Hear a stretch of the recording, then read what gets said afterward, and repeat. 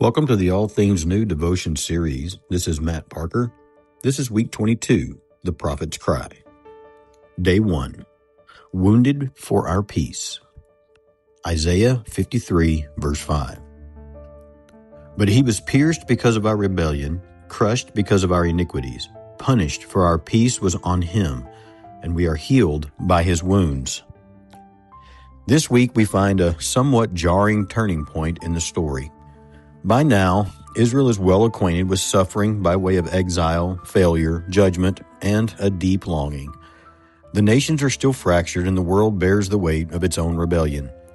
When Isaiah speaks of restoration, he doesn't begin in the throne room or with an army or political triumph.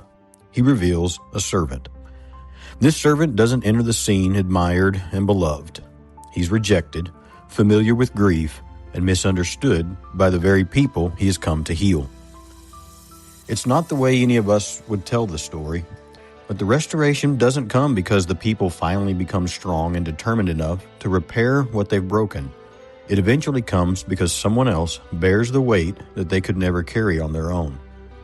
This passage and many others invite us to take a moment to look at suffering differently. Don't get me wrong, not all suffering is redemptive, and suffering all by itself isn't good. But here, God reveals that He is able to work salvation and redemption through the one willing to go through it. He carries grief, bears sorrow, receives wounds, and somehow those very wounds make the peace that we long for possible. Thankfully, suffering isn't the end of the story, but it's the deep unveiling of how God is keeping His promises. The same God who called Abraham to bless the nations, who rescued Israel from Egypt and promised David a lasting throne, now reveals the road to restoration will pass through the suffering of His righteous servant. Our hope isn't fragile because it's passed through the tempering fires of pain.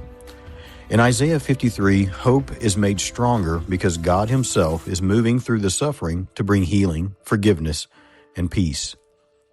Why do you think God reveals restoration through a suffering servant rather than through immediate visible triumph? What part of Isaiah 53 stands out to you as something that helps you understand the depth of God's mercy? Father, help me to look on the servant with reverence and gratitude. Teach me to trust your restorative work, even when and especially when it comes through suffering I don't fully understand. Amen.